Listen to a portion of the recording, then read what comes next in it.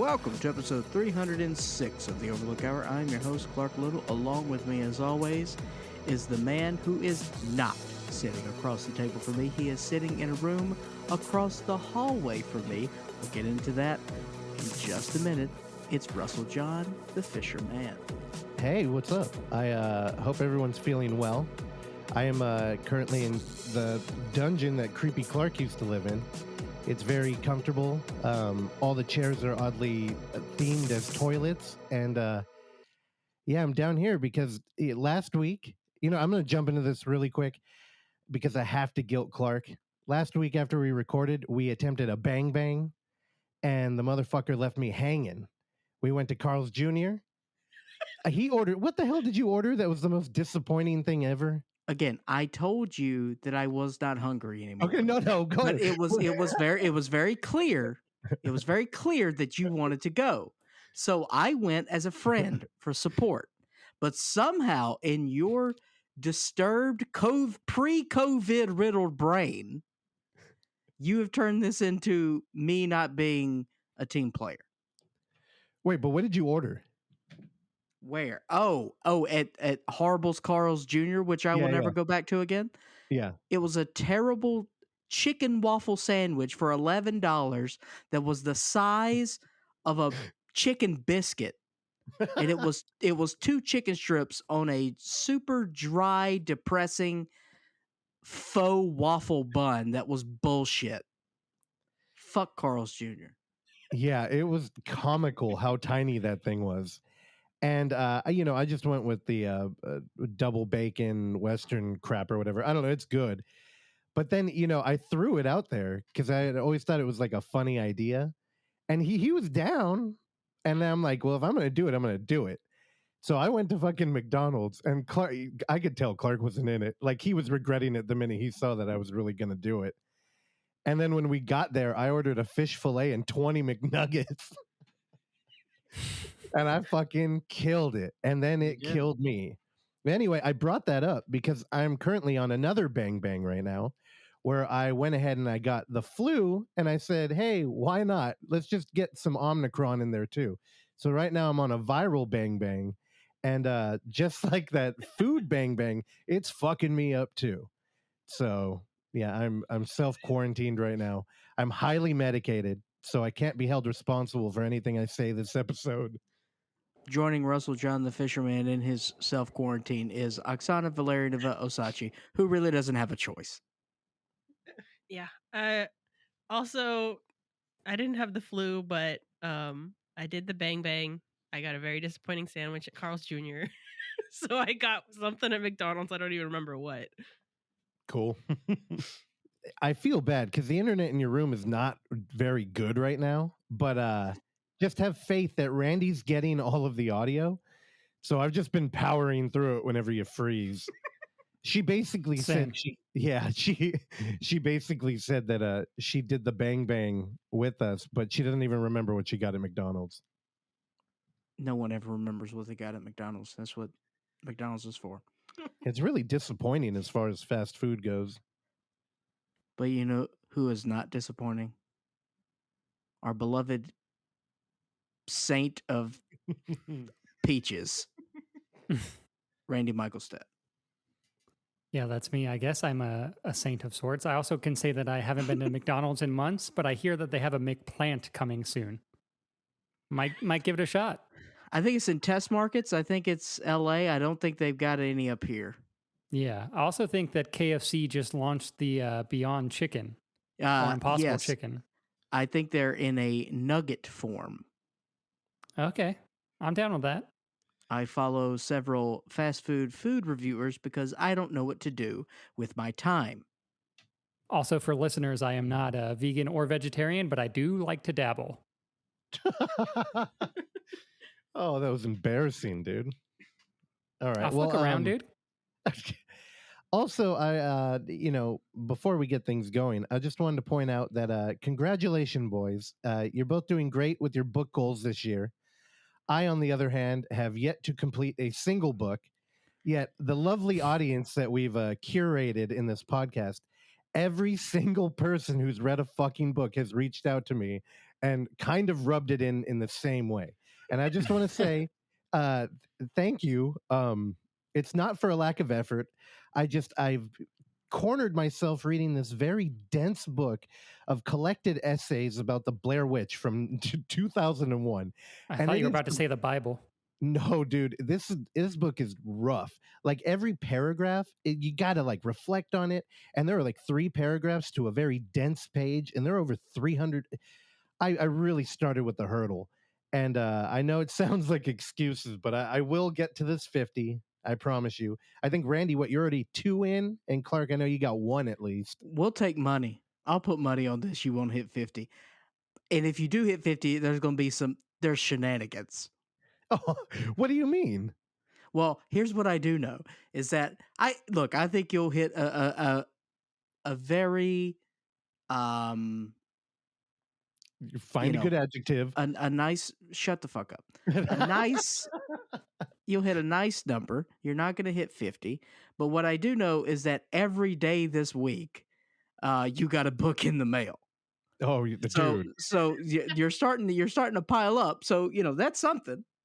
Yeah, here's the other thing. Now that I'm reading books, everybody who's been like quietly reading books, they're always looking for a friend to talk about this shit with. So, dude, if you recommend me a book, chances are I'll buy it, and I have complete intention of reading it. Although our room is starting to look like a weird wizard hoarders, like. We did just see an episode of starting to look. Yeah. We watched an episode of Hoarders recently where the entire house was just a maze that was like walls of books. There's 14,000 books in that house. I think they weighed it out in metric tons. It was, I don't know, it was embarrassing. But their books also look very boring. We have a bunch of good ones. And I think you're right. I did get 8 books in the mail this week. Also, 2 books I completely forgot I was getting because they came in the Severin Black Friday bundle.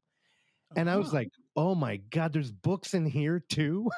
So that, again, a quick shout out. That, man, Severin, half of the Blu-rays in there came with slipcovers. They're beautiful. I love it. Keep the slipcovers up. But it had the Night of the Demon bundle, which came with very many phallic stickers, a Blu-ray with the slipcover, a poster, a keychain, a statue, and a novel. So that novel's going up on the queue. I'm definitely going to read that.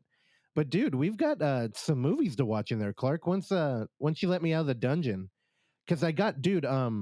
By dungeon, what he means is our podcast studio, which is also my work office. So, what a wonderful way to quarantine yourself in an area which I have to work. Yeah, well, I'm ventilating it. I also went downstairs and opened up everything, so I thought about that. But although I did lick all 18 of the cups that you have around your desk, just hoping that you reuse one of them. No, that's a mental disorder you have. So that's that's okay. You have you've got that tick. This is why I live alone now. Yeah, that's it. Yep, that's the only reason. All right. Well, again, I'm hot on the medication, so however long you all want to go, I'm down. But not okay. I figured. All right. Well, then, you guys got anything you want to plug, or I don't know. I hope everybody enjoyed the Yin and Daylight podcast we did last week. That was great. Allende, he's a good friend and a very talented artist, and oh boy, that was like wrangling cats in that damn room. And I just have to point out that the minute we got in there, Clark constantly makes fun of me for being like a control freak, and I try to like manage these situations. And they got in and both jumped on Livestream right away. And I was just like, oh, fuck. Okay.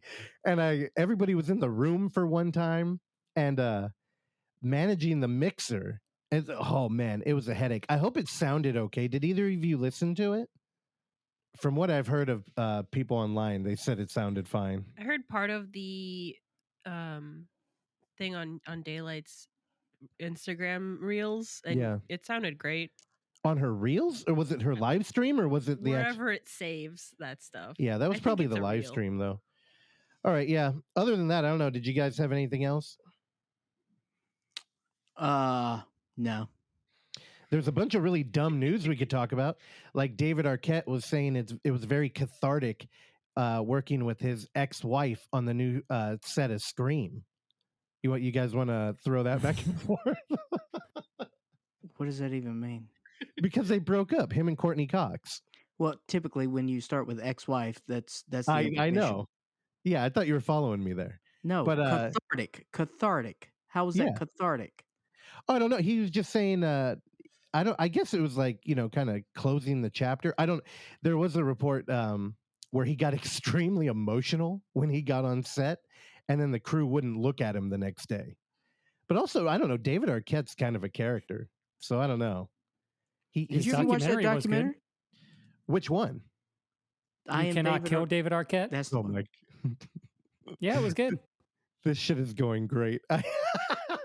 Clark, just come in here and get COVID now, so then we can share our perfect. Imagine it's just going to happen. I know, right? Yeah. Well, here's the thing: if you get Omicron, who cares? If you get the flu, that's not what you want. Oksana's been like sniffly and like not having a great time, but man, that flu. I had chills. I was burning up. Like it's one of those things where if you put your arm outside of the blanket, it feels like it's gonna like turn blue and fall off. But under the blanket, it felt like I was about to spontaneously combust at any point. Yes, the flu. The flu sucks. Yeah, but Omicron. I don't know. It's kind of like a cold.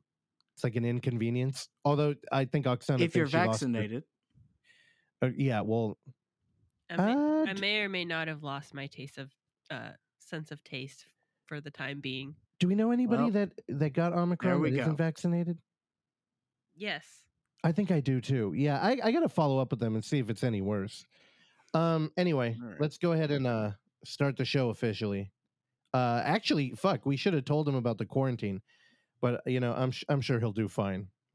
I'll bring him in now. Good morning. It's January 9, 2022, and it's a Sunday. Today is day 2 of weekend projects. I hope your projects are going great. I'm going to be once again working with wood, electricity, and coffee. Everyone. Okay. Have a great day. Man, I'm really glad we fly him out for that. Is he combining all of those things? When is he not working with coffee, though? I don't know. Or wood. Or electricity, for that matter. All right, I'm dying. I don't know. I think he's building his coffin. All right, yeah, I got a TBR, but I'm gonna do it next week. I'm gonna sit here and die if I try to run through it. Cool, we can do that. Was it a feature film? I think so. I don't know.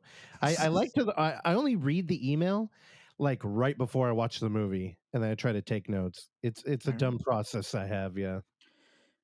All right. Well, like I said, a little bit of a abnormal week this week, so we'll get things rolling along. Randy, Michael, Stat, tell us what you seen this week, baby.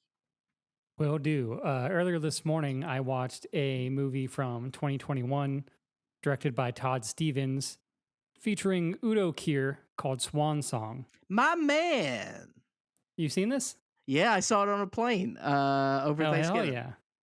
Tight. Yeah, so basically the plot of the movie, Udo Kier is in like a nursing home. It's very old and, quite frail. And he gets a visit from some people that he like used to know, but they basically ask for him to come into his old town in Ohio and like make up this person who he used to who he was really good friends with, who is dead, and they want to. He used to be like a famous hairdresser in the town and like do makeup for people. And he was just like really big in the community around there. So they want him to come back and make up this person to look nice on their funeral day. Sandusky, Ohio. Correct. Yeah. So he initially declines the offer, but then it's like a day or something. Maybe he kind of decides that he wants to do it, and he escapes from the nursing home in sweatpants and like a stained white T-shirt, and goes to his hometown. And he it's kind of like a road movie. It does start off kind of like sad, but it gets much funner from there. There's some really good scenes. He's an old gay man, and he goes back to his town that he grew up in, Ohio, and he like goes to a gay bar and like talks to people, and like there's a big like drag scene with him and like a couple other people, and it was like the last night of this bar like being in existence. It was going to close, and he kind of just like wanders around and meets some people, and is Sandusky in Ohio, which I don't know anything about in real life. Sounded like there was like a big like thriving culture there. Well, back in the it's day. where Jerry Sandusky is from, so it is the child pedophile ring of America. Oh, tight. But yeah, it looks like it's kind of going through like a Detroit situation where it was like this big kind of like booming town. And then, there's kind of like abandoned buildings, and it looks kind of poor, but then you also have people like coming in and kind of like gentrifying. So the gay bar that he goes to, that they have the drag show at, they say that someone's coming in and like making like some bullshit like craft brewery or something. So that's why they're closing. But yeah, I don't know. It's really, there's some very sad moments for sure. I don't know. Just movies about getting old are kind of tough to watch sometimes, especially when it has to deal with like nursing homes and stuff like that. But there's also like a lot of really like good, like joyful moments. And Udo Kier's great. I mostly see him in kind of like evil roles or like kind of more hardened roles. And this is a very sweet Udo Kier movie. Yeah, I really like this, and I think that it does a good job because I think there's clear fantastical elements to this. Yeah. Especially towards the end With his buddy that he meets outside yeah. the park bathroom. Yeah.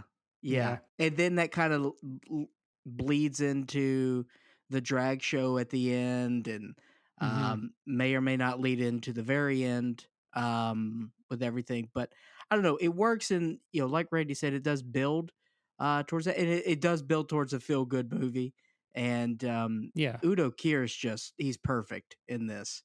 It's just a very old, very gay German man in Ohio, and it's just it's really fun, and I really really enjoyed it. He goes full just like straight up his I'm assuming his original like accent. So it's very German. It's almost hard to make out at times too what he's saying, but it's good. And he smokes a specific brand of cigarettes that may or may not have been discontinued, and I don't know. That's an ongoing theme in the film, but I really enjoyed this. I think this was one of the films that I watched when I was on my vacation, as it were. Ah, okay. So why I didn't bring it up, but yeah, I saw this on a plane going from Phoenix to Dallas, and thoroughly enjoyed it. Nice. Besides that, I'll talk quickly about a movie called Bergman Island, which came out last year as well, 2021. On Bergman Island.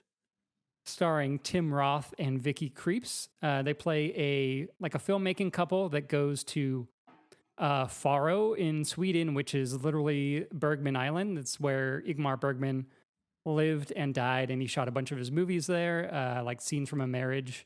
So they actually stay in the place that Scenes from a Marriage was filmed. And he shot like a bunch of stuff there. So there's basically like this whole like sort of like tourist like organization in this island. There's like a safari tour that like takes you on a bus around the island to show you like, oh, he shot this movie here, or he shot this movie here. But basically this movie, they're a filmmaking couple, and Tim Roth is there to show one of his movies as well. To like the community there. So it's kind of like part work, part vacation. And they're also like kind of looking for inspiration for their next screenplays. There's a very cool sort of movie within a movie type of thing. So after a while, Chris, who is played by Vicky Creeps from Phantom Thread and Old, she is writing a screenplay, and her and Tim Roth, his name is Tony, they're just wandering around the island, kind of talking about like their work and stuff. And Chris starts talking about her screenplay and is trying to like kind of convey the story. So it's kind of like about like a first love type of thing, but it also takes place on the same island that they're staying at. So it kind of like blends fiction and reality, and you're not sure if this is something that like maybe actually happened to her back in the day, or not, or if it's something that's just kind of imagined. But I don't know, it's pretty cool. There's a couple scenes where Tim Roth's character kind of like tunes out, but you're seeing the film within a film.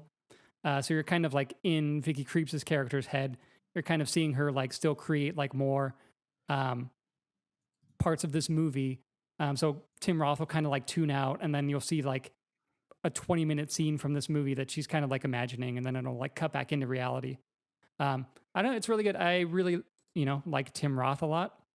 Vicky Creeps, I think I, saw her first in Phantom Thread, but she's great. She's, I don't know, just really interesting to watch. And yeah, it's a drama, it's not anything too, it doesn't really line up with this podcast per my usual choices, which are not horror movies. I know we do not have any horror movies on this podcast this week.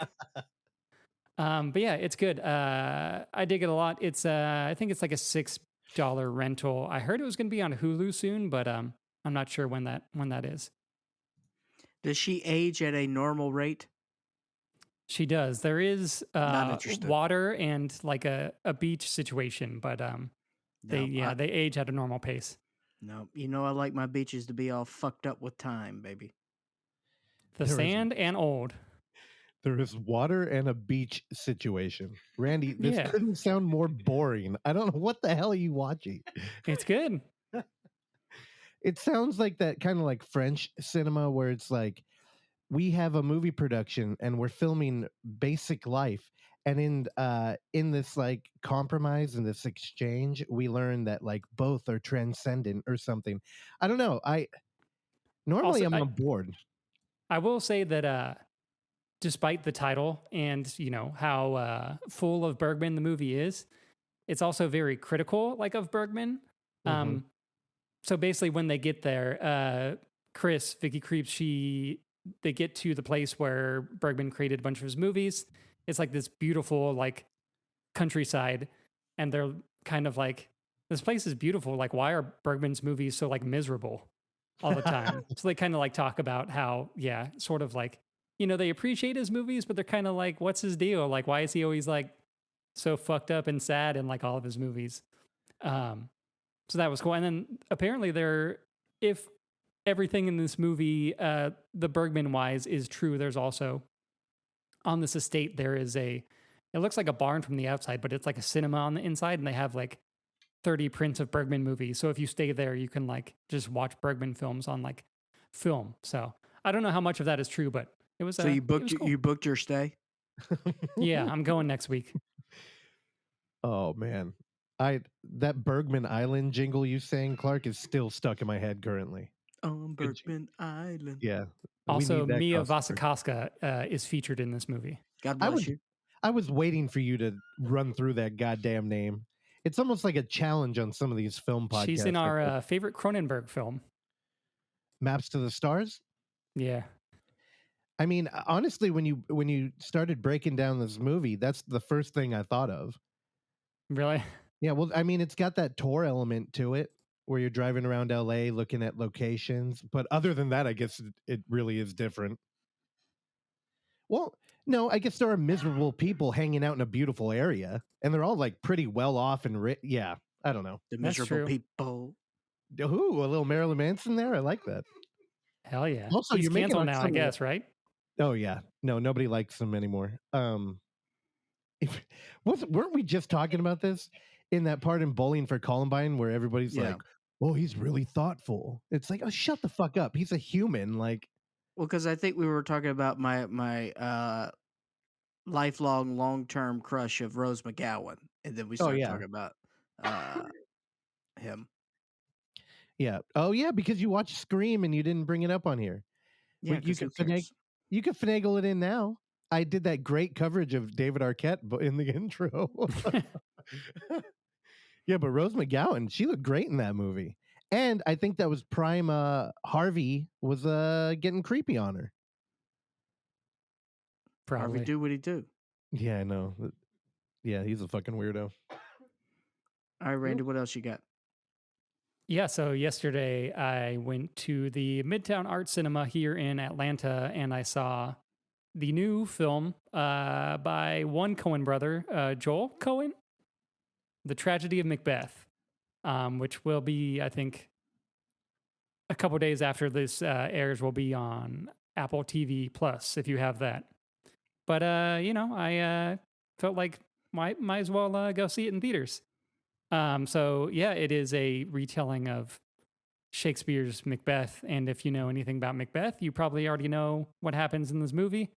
I am a big dummy and I don't really know Shakespeare. I know he's influential and important, but I will say that the cadence and the Shakespeare speak to me often sounds in this movie like a different language, so it was very hard to understand what was going on sometimes.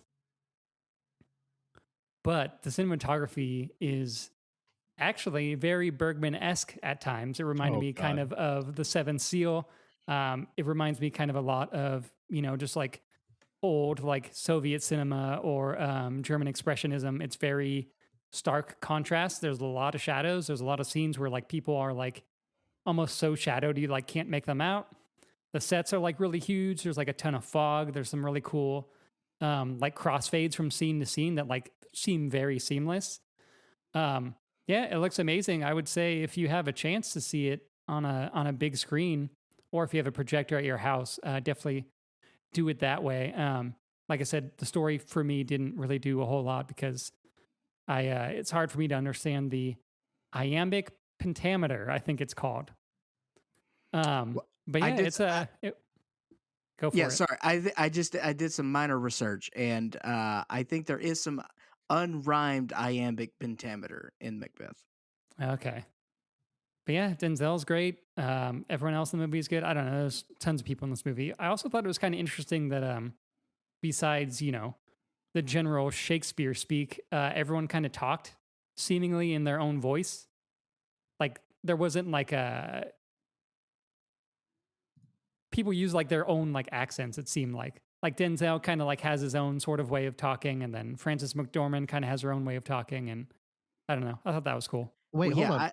I don't think we need Denzel Washington doing a Scottish accent, so I think we're good there. Yeah, no, I wouldn't have cared regardless, but yeah, I don't know. It was probably the better choice is kind of what I'm saying. For sure, I agree. Do it that way. Russ, I would have been into that. I know. I was going to say, what the hell is the iambic pentameter? Oh my God. All right. We'll see you next week. What is that? Wait, clearly I'm not going to be the only one that doesn't know. Is that just like the language that Shakespeare speaks or some shit? So it's a specific style of prose, and it's common in Shakespeare's time with poetry and with it's almost like a cadence. Yeah. Oh, like Shatner. Sure. I mean, he has a cadence. I wouldn't say it's iambic pentameter. Okay, so then the iambic pentameter is the thing that you do to the English language that makes it impossible for English-speaking people to understand it?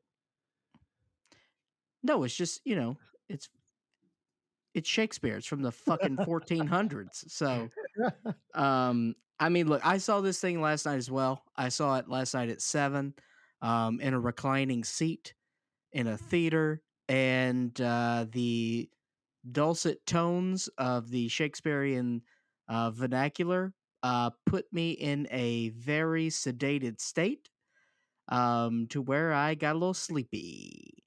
And I have not gotten sleepy in a theater in quite some time, so that felt good. That hey, I haven't lost my touch. That I can still Clark out, as we say. But well, hey, Dude, think of it this way. You went out to the theater and you were at less risk of getting COVID than you would be at home. That's fair. So That's yeah, you true. went out there, you got a good nap. It's true. I mean, it sounds like a win-win. By the way, I went to the Daly City Theater, and I have not been there in over 6-7 years.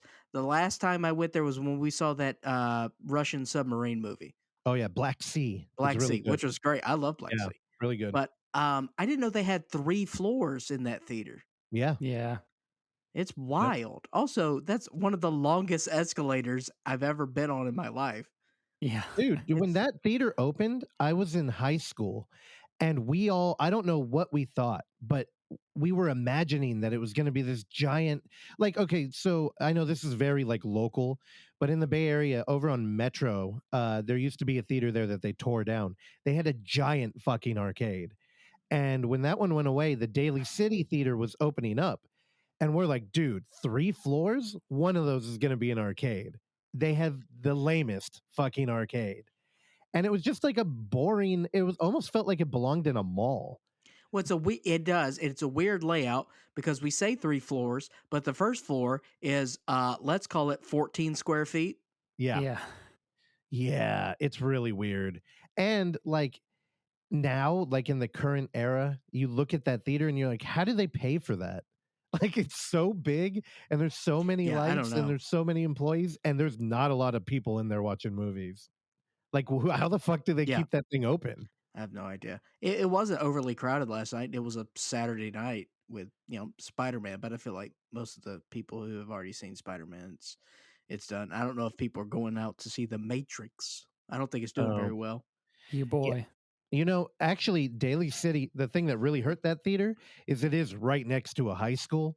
So if you went out there like night of or like opening night, it was never a fun experience. There were always people yelling and It's also Not great. next to a funeral home.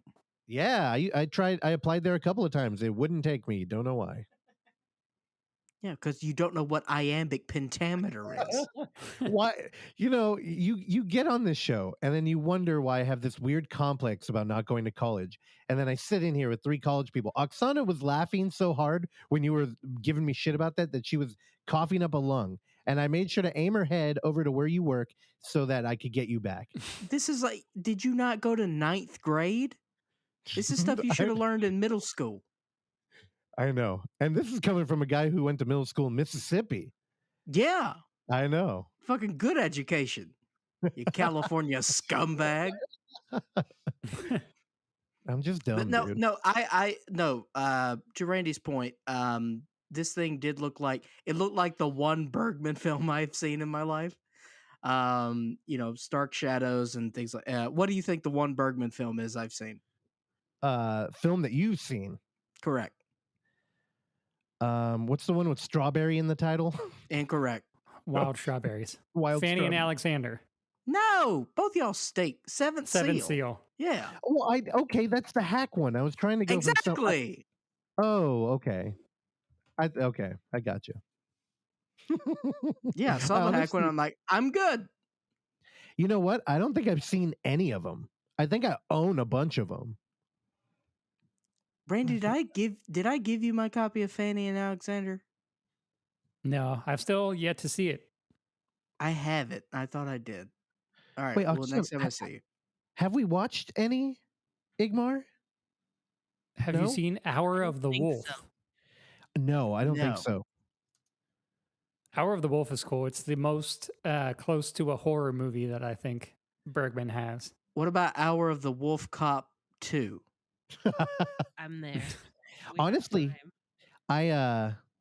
I think I own 3 books on Bergman too. Hell yeah. You got It's like Bergman on Bergman? I do have Bergman on Bergman. Oh God, Is that going to be I one have of the like 50? no. I have like a 1,200 page Godard book that I've read about 400 pages of. Hey, good job. It gets boring after like the 70s, you know? Well, So I stopped there. Dude, 1,200 pages. That's fucking crazy.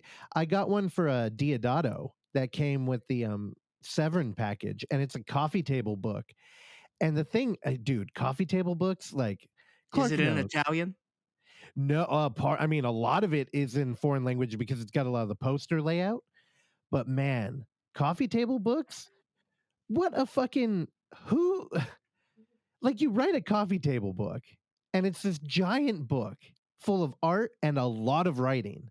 Does anybody sit down and read them? Like, does anybody fucking read a coffee table book? Like, really? Like, no, I don't. Like, I feel It's they're there for meant to not be decoration. read. Exactly. But dude, I was flipping through that thing. There's a lot of effort put into that writing. What a bummer. What a thankless like sport to be a part of. It's such a collaborative effort, and then it just lingers on your table until somebody dumps coffee on it or something. Yeah, we're the coffee table books of podcast. That's actually pretty accurate. Especially this week. Dude, this week's great. Randy mentioned how many other shows are not recording because they're getting riddled with their own virus bang bangs. Oh, no, they're recording, but I've had like 3 podcasts this week where the host got COVID. Oh, well, fuck. Randy, delete this. All right, Randy, you got anything else? That's it. All right. Last week, I believe it was last week, Randy, did you talk about the hand of God last week? Is that what it was? Or was it 2 weeks I think ago? so. Maybe 2 weeks ago. Okay. Well, last week or 2 weeks ago, we were talking about Sorrentino and his discography. And one of the films that was mentioned was This Must Be the Place with Sean Penn. And this is a movie that obviously has been on my radar for a while and never seen it. I remember the reason why I didn't see this is because one of my friends saw this and he hated it and he just talked shit about it nonstop. I'm like, all right. But I watched it finally. And what a strange film that I'm still sort of thinking about. It's Randy, have you seen This Must Be the Place? I believe so, yeah, but I think it was a long time ago. Random story, when I was in Italy with my parents and my sister like 10 plus years ago, it had just came out, so I saw the marketing everywhere.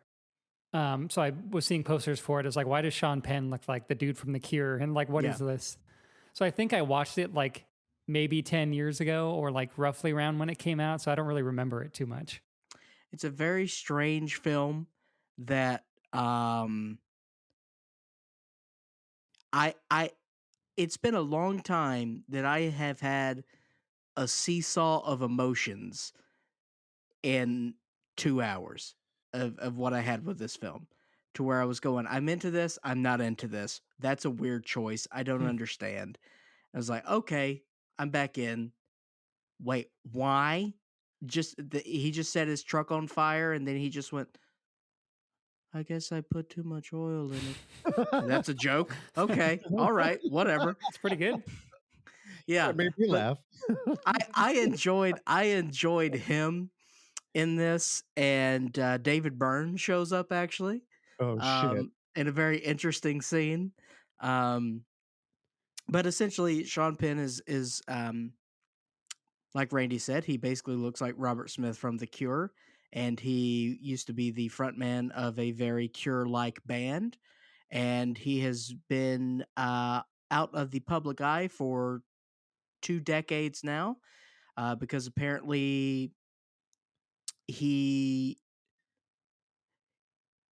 there were a couple of suicides with teen kids that was circled back to his music. And he took that very heavily and just decided that he was going to just stay out of, the public eye and just chill out in Dublin. So he's been in Dublin for 20 years with his wife, the aforementioned Frances McDormand. And then he gets a phone call that his father is not doing well. He goes to visit his father, who he has not talked to in many years. And then his father dies while he is there. And then the crux of the story happens when he finds out that his father was a Nazi hunter, and then he gets involved with another Nazi hunter, and that is played by Judd Hirsch, who does a great job. And Judd Hirsch is just basically Judd Hirsch, but he's like, yeah, kill Nazis. What do you want? You want to kill a Nazi? All right, go kill a Nazi. And so then it comes into a road movie where he goes down and he's trying to track down these Nazis, and he buys a gun, and he's gonna go kill a Nazi.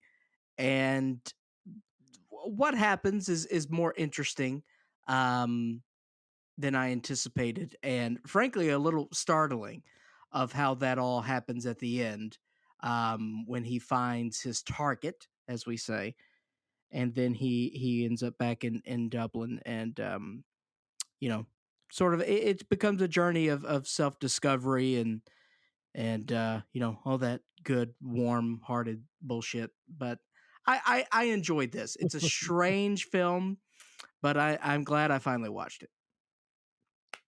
And then also yesterday I saw a film that I had been meaning to see for several weeks now. I believe it came out about a month or so ago. Um, a Western called Old Henry, starring Tim Blake Nelson, the great Tim Blake Nelson, who has most recently been seen in the very last scene of Nightmare Alley. But Tim Blake Nelson basically plays a um, older guy out in nowhere. I think it kind of tells us that we may be in New Mexico, we may be in Kansas. I'm not sure. It moves around a lot of where exactly our location is, because they talk a lot about Kansas, they talk a lot about Arizona, but essentially, you know, we're it's frontier. It's certainly the Wild West, and he has staked his claim. His wife died 10 years ago with the bubonic plague, I believe it was. And he has his teenage son there.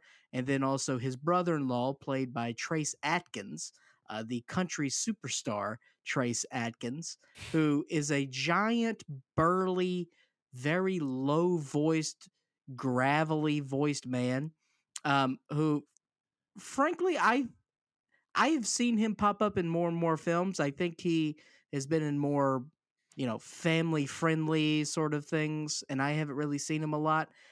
I thought he was great in this. I really enjoyed him. He was perfect for his role. And also Steven Dorff shows up as the main bad guy. And look, I'm going to tell you, you're going to be hard pressed to find a more entertaining bad guy than Steven Dorff. I talked about him before with what was that movie a couple weeks ago I talked about with him in it? It doesn't matter. He's great. I love him. And okay, the thing with Old Henry is it's a twist ending. All right? And it not only is it a twist ending, it's a twist ending on a twist ending. All right, they get a little cute there at the end. And essentially, I don't think the story really needed that. It's cute, but basically what this movie is, it's the film from earlier in 2021 called Nobody, featuring starring Bob Odenkirk, but in the West. So essentially, Tim Blake Nelson's character has a past that he is trying to protect, especially from his son. And then the longer the film goes on, we start to discover a little bit more stuff, and then the big reveal happens of who exactly this person is.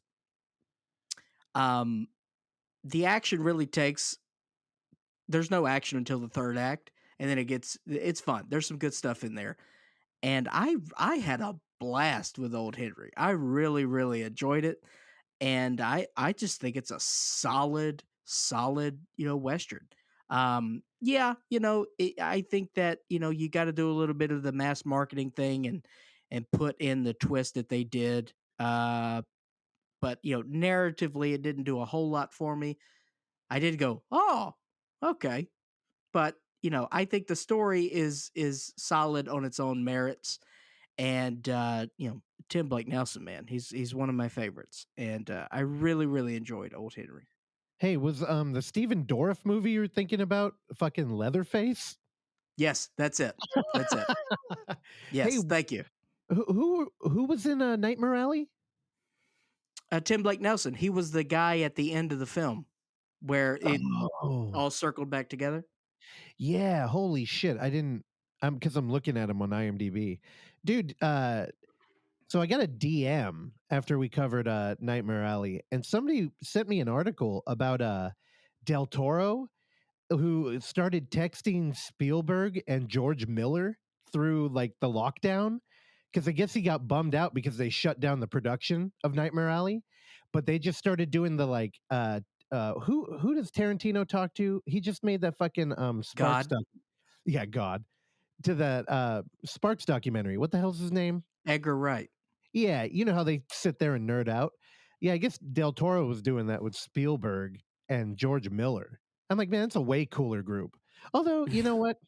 Not, I don't know. I have a hard time getting excited about Spielberg anymore. He's got too much like fandom. You But haven't seen West Side Story, bro? no, and I know people are gushing about it, but I just have no interest in it. Yeah, nor do I.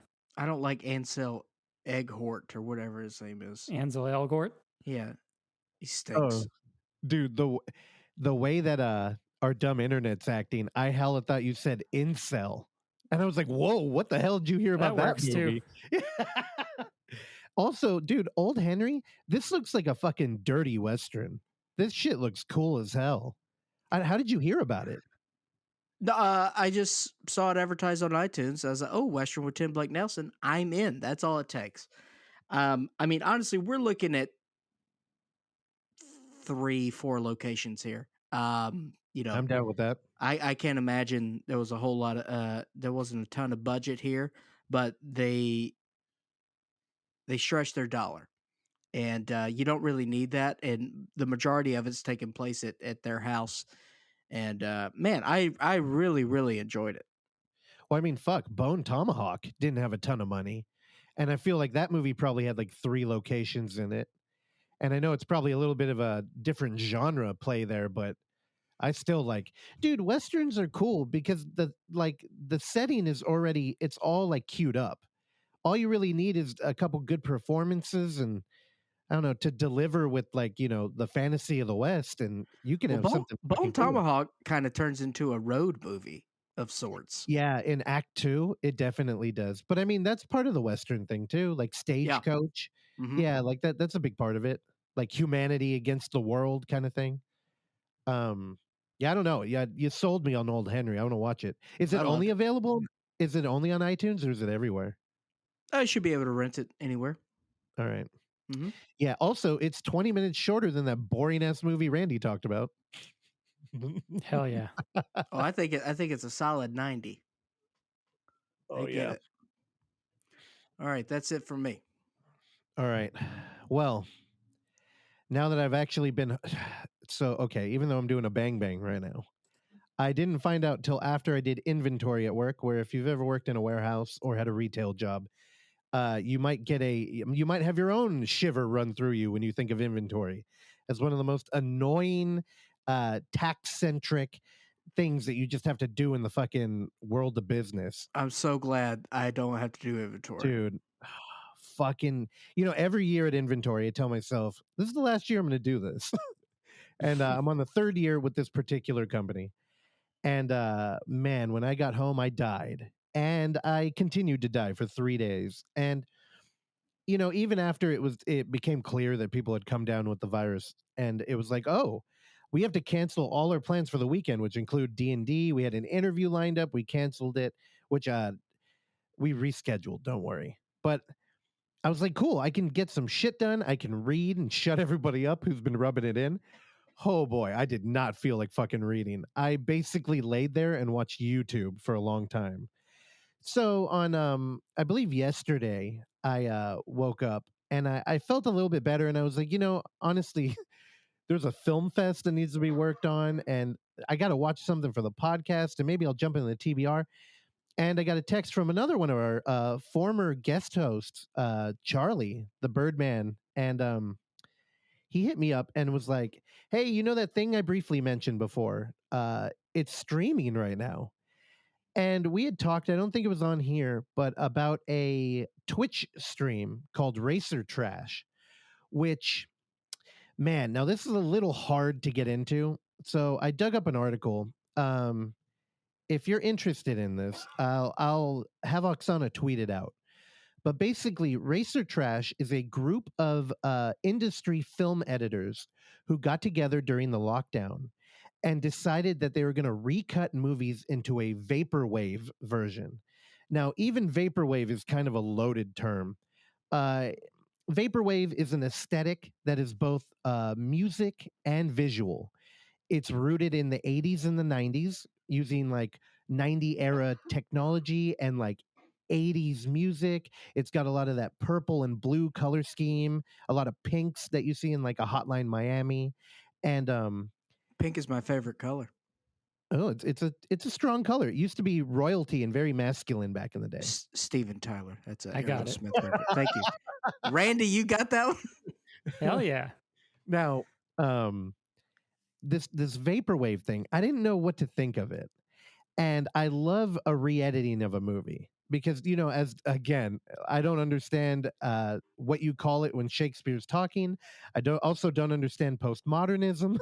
So when there's art left on the floor and somebody picks it up and changes it, I'm interested in it. And you know, another thing Charlie had sent me was a recut version of Showgirls, which all the music was removed and replaced with David Lynch music. That's available on Vimeo. You know what? I should throw that up.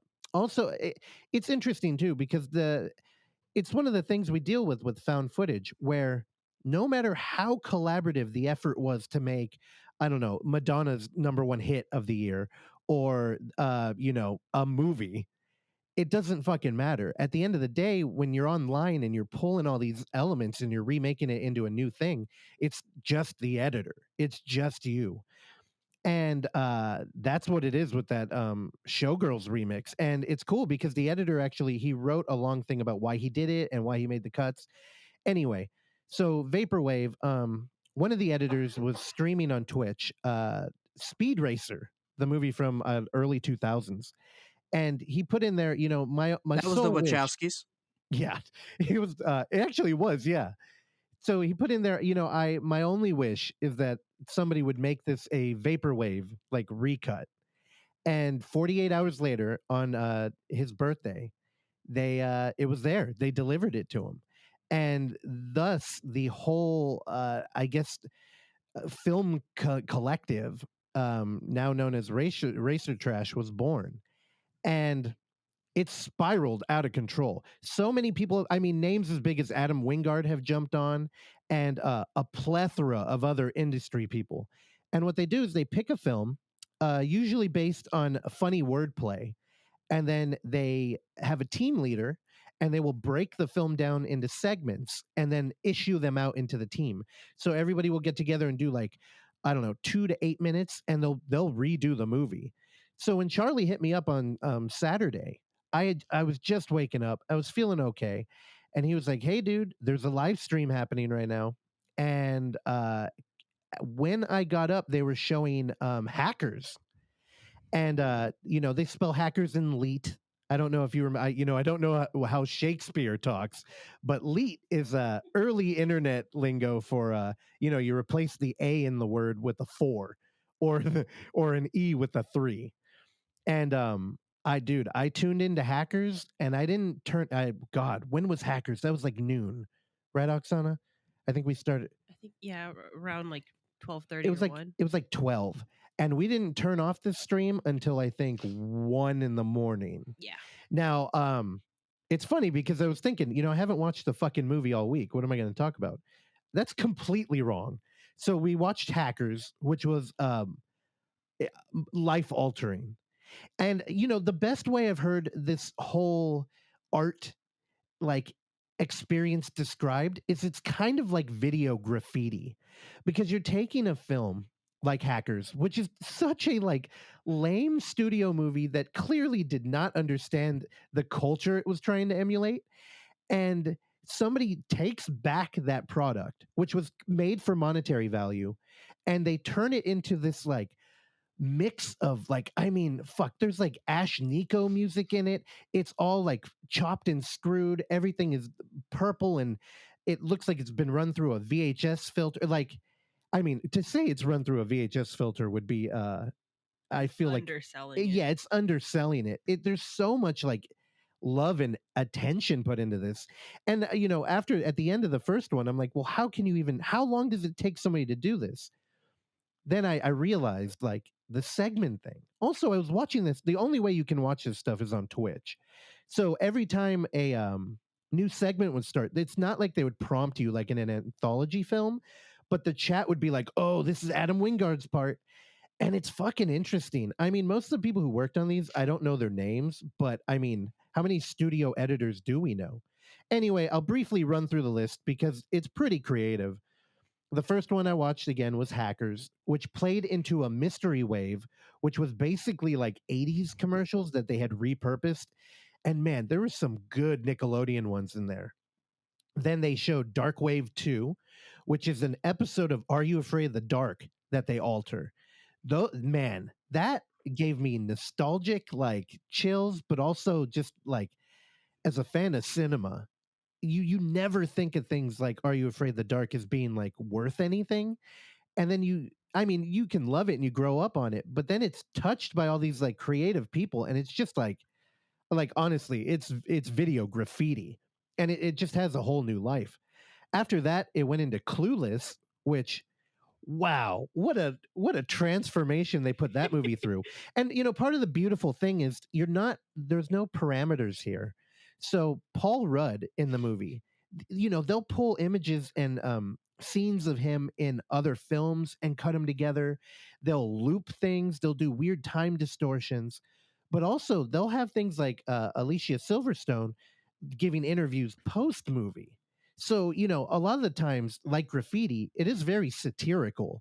So, in the film, you may have a character who is a very virtuous being, but they're played by an actor who's not very beloved in real life. And they'll have clips of them like from Twitter and they'll just like play kind of counter. I don't know. It's really interesting. But anyway, after Clueless, here's the one that I thought Clark might have been interested in. It's called Jazz Ass. I watched 5 minutes of this. I know. Now, here's the Same. thing. These also feel like they could be completely anti-Randy and anti-Clark thing. But it's weird because I don't know why. They're almost made for like a TikTok audience. Like things are just constantly happening. But there's really no narrative to hook on. So you got to be like emotionally invested. But also I think it's kind of just a new platform. You got to be into live streaming and like chat. And kind of having this group experience that can only be happening in live. But Jazz Ass, of course, is Jackass the movie, recut with only a jazz soundtrack. That shit, like, the idea is genius. I just think, you take what people consider to be one of the most lowbrow forms of film and you just put it on a train and send it directly at another train that's full of what people consider the most highbrow form of music. Oh, okay. Whoa. Stop. Who's saying that Jackass is lowbrow? Get the fuck out of here. I don't see Criterion putting it out. And Randy, They should.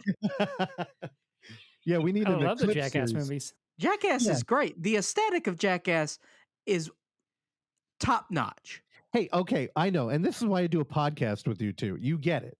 And even the form, everything about Jackass is actually super fucking interesting.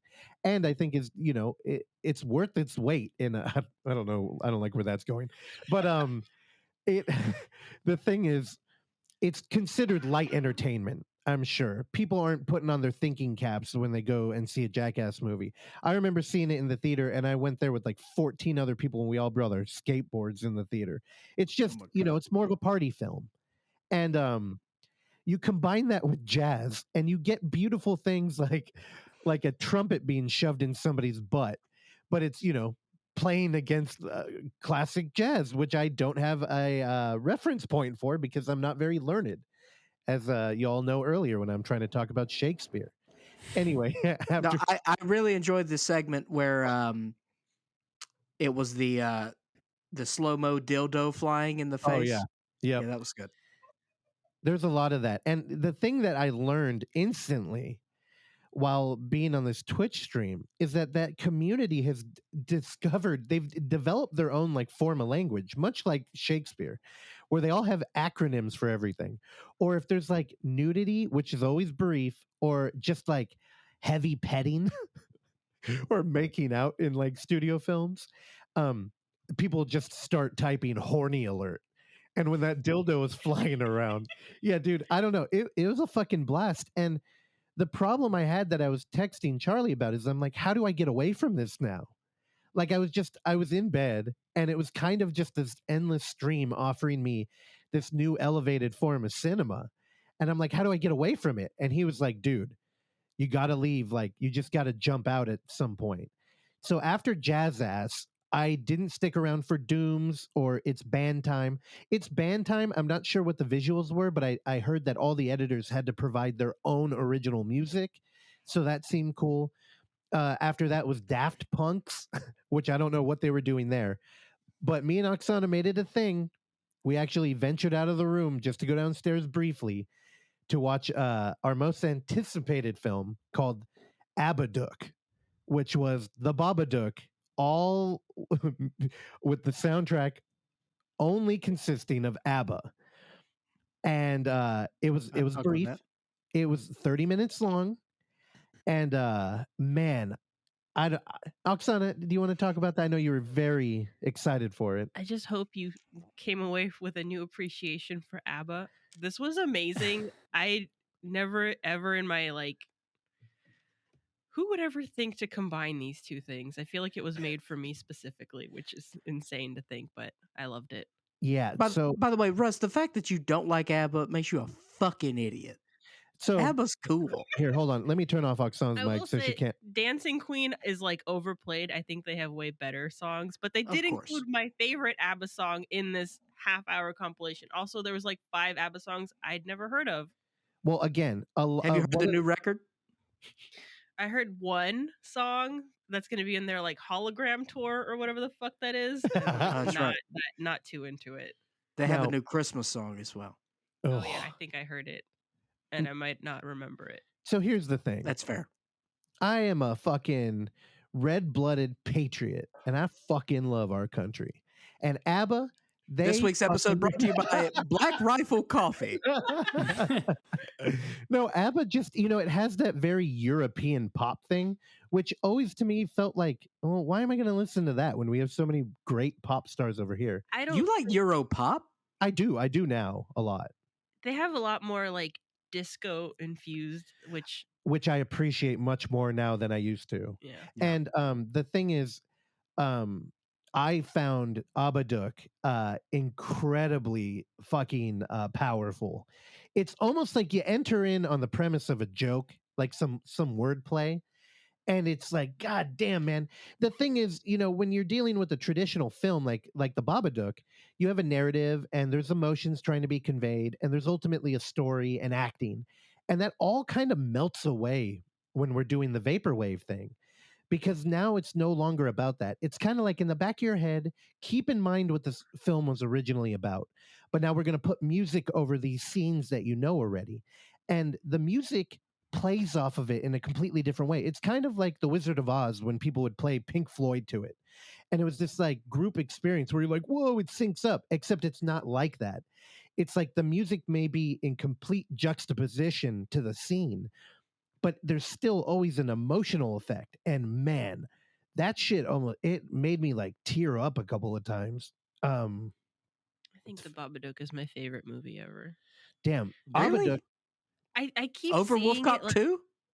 Oh my god, Wolf Cop 2 is amazing, but the Babadook just has so many more things that I love. I love pop-up books. I don't know if I have a small collection growing of pop-up books, and I don't know. Every time I see the Babadook used in something clips from it, I'm just I fucking love that movie. So do you much. do you like the Abadook more than the Babadook? I think I'd have to. I think so. I mean, I know it was a biased group that we were taking the poll from, but in that chat, most of the people are like, I've seen the Babadook a couple times. I've seen the Abadook every chance I've got. Charlie texted me and said he's never seen the Babadook, but he's seen the Abbadook about 4 or 5 times now. Dude, it's great. And it's a shame that, now that we've just found this weird, cool community. And I mean, honestly, So, we just found this community and everybody in the chat said they're doing one more stream and that's it. They're done. So, follow them on Twitch. If you have a Twitch, you'll get a notification next time that stream goes up. Watch it. There's only going to be one more. Anyway, after the Abadook, we went into the full feature-length version of vertihwg. So that one's a little hard to pronounce because I guess it would be vertihwg, but it's vertigo with one of the acronyms that community came up with, which is HWG, which stands for Here We Go, which is kind of what Clark did to Randy when we were watching Carnival Magic, where it's like, hey, my buddy might be on the phone, but you want to tap him and be like, hey, man, watch this part. That's what HWG means. So Verta, Here We Go. I prefer LGB. Okay. Dude, Vertigo, Randy, if it wasn't that aired at 9 p.m. our time, that would have been midnight your time. You would have fucked with that one. Just because of the art-centric nature of Vertigo and the heavy-handed, like, academic atmosphere around Vertigo, both of those were completely flipped. So again, the statement of like visual graffiti is perfect here. They took a lot of the animation from the film and really played with it. Also, we're kind of, I don't know, we're kind of old now, but we're also too young to really be huge fans of like Vertigo. But everybody knows that like Midge is just like a fan favorite. Everybody wanted that girl to win in the end. And she kind of just gets like, she's there with Jimmy Stewart until she's not in the movie anymore. And this film really gives her a platform. They like the crowd, like God, the chat just fucking loved her. But also all the segments kind of like were very pro Midge, which is just such a weird thing. Like imagine re-editing Vertigo in a way where you could give a character like the underdog, like kind of it's so weird. It's even hard. It's just hard to articulate. Anyway, that was like fucking the length of Vertigo. It was like 2 hours long. And that movie is really, that's a tough one to chew on too, because a lot of the movie embraced the new knowledge about Hitchcock and how maybe he wasn't the kindest director. So, in the chat, people, they kind of would get caught up with I love this movie, but man, fuck that dude. Yeah. And I don't know. I still can't get on board with that sentiment. I really think a lot of people in life, we all do shitty things. So, I mean, some more shittier than others, obviously, as I'm here defending Red Rocket like 2 weeks ago. But, yeah, I don't know. I don't like those conversations. Anyway, after that one, we've got You've Got Nails. Okay, first of all, it wasn't so much you were defending Red Rocket. You were defending a sociopath. Yeah, I couldn't think of his name, so I tried to veer away from it. What was it? It was Mikey Boner or something? Sabers. Mikey Saber. Oh, there we go. Might as well be Mikey Boners. Mikey Boners is way cooler. Anyway, you guys got an idea of what the mashup for You've Got Nails was? Yeah, 9 Inch Nails and You've Got Mail. Correct. Duh.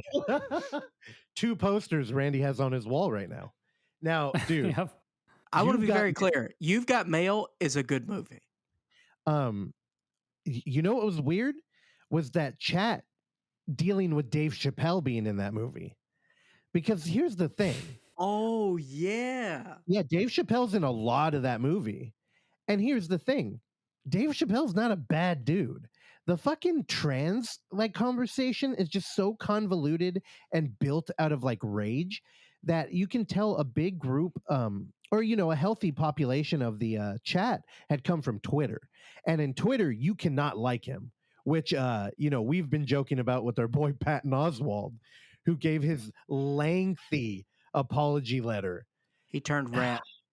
Yeah, what the fuck? It's like, dude, watch the special. Dave doesn't say anything shitty. It's actually a really good story he gives. But dude, You've Got Nails was fucking good. Man, that was one of my favorite. Anyway, after that, it went into Midnight Darkwave 3, which was another Are You Afraid of the Dark that I loved. And then the last one, which if Randy wasn't in on Vertigo, he probably would have been in on Beach Houseu. Now, I've never heard of this band Beach House, but I'm guessing you have, Randy. Yeah, they're great. I know a Beach House. So y'all both know the Criterion film Houseu too, right? Yep. Holy shit. Like, wow. That was fucking amazing. I mean, Houseu's kind of built to be chopped and screwed in the like vaporwave way already. And then you mix in the whole like Japanese culture worship thing. But then a Beach House, who clearly they have slowed down a couple of their songs. Man, that just fucking worked. And honestly, I was in a position where I'm kind of like, fuck, are we really going to watch like another full movie? We got 2 seconds into that one, and it was clear we had to. Also, it opened up with a bonus feature from the Criterion Blu-ray where the director was talking about his approach to cinema.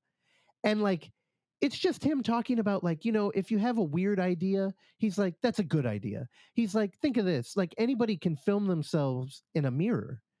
And he's like, if you break that mirror, it's going to create a bunch of fractals that they might be really interesting, or they might have created something you could have never imagined. He's like, that's what I want to do. And it's like, it's just one of those beautiful like summaries of like, what the whole 12-hour evening we had spent. And I truly think it is transcendent. And when we're drowning in fucking content and the new cable channels are streaming services, I really think the next wave of visual medium is probably going to be the editor. It's going to be people at home, agoraphobic, scared of the virus, re-editing this shit and just turning like, I don't know, Conan into like some vaporwave masterpiece. I loved it, and I'm bummed that I only found out about it now. But follow him on Twitch. You can find him at Racer X Trash. And the next and last time they go live, you should get a notification. And I'll definitely be in there. They also have a bunch of like other clips on their website. Yeah, I thought about putting that out there, but I really think it's the wrong way to watch it. Like if you go into YouTube or if you go into Vimeo, you can find particular editors or artists that have collaborated here, and sometimes they'll go and load their own shit online, and you can find segments like that. But it's really like the experience that I think Clark and Randy had was, if you dip your toes in, you're not gonna like it. You're just gonna be like, what the fuck is this? You really gotta like, I don't know, become immersed in it. You almost have to like drown in the vibes to get like all the different moods being portrayed. It was weird. It definitely made me think of 24. It was like the other end of it where I'm like, well, everyone here is like in for the curated long, day of Yeah. They don't have a choice of what you're watching, and they're just in the chat a bunch. I loved it. It was a little bit different because we were showing other people's art with like us kind of providing the glue in between. That's true, but then like how the editors were in the chat explaining. Oh yeah. And it's funny because Charlie also mentioned that when we did Off 24 Hour, there was a Racer Trash event going live. So he was in both of the chats. He was streaming both of them. And he went into the Racer Trash one and threw out, hey, anybody in the Uff 24? And shout out to Pierogi Witch, who they were in both also. And I saw Pierogi Witch last night in the stream. The whole day, yeah. And I was like, why does that name ring a bell? Yeah. So, yeah, I don't know. I honestly, I think we got to keep doing the live stream shit. I mean, even your mom's house, it's just like, it's unique. It's like this little pocket in time. I mean, when people aren't going out to the theater and you get like a global audience, I don't know. It's fucking cool. Actually, are they still doing that, Clark? No, I'm over that. I don't need a sense of community anymore. I'm out here on my own, baby. You need a damn therapist again. You also need some wall art on your wall behind you. I don't have to clutter my life like you two psychos. I don't know. All right. Yeah, that's it. I love it. I hope you all check it out on their last stream. All right, that was Racer Trash Humpers. Which did come up in that chat. I think they might have done something with Trash Humpers too. Of course, why wouldn't they? Yeah. All right. Any plugs? Anything you want to mention? We still got a couple more weeks for you to actually, do we? When are submissions ending? The end of January is the regular deadline. There's a brief late submission window. I wouldn't wait for it. I would just try and get your submission in before the end of January. And if you do, we're going to charge you $500. All right. Yeah. So submit those to us at our Film Freeway Unnamed Footage Festival. Russ, anything else? Any other announcements or points of note? No. Everybody's stay safe out there. Don't bang bang in a drive-through or in the viral way. But gangbang. Yeah, but bang bang, gang bang, gang. And keep reading books. Just slow down, let me catch up. And I don't know. I'm medicated. We could keep going. Nope. I'm ready. All right, Randy, take her home. I hope anyone and everyone out there with flu and or Rona and or flu Rona feels better by next time we talk to you or next time you listen to this. I don't. I hope you die. Bye.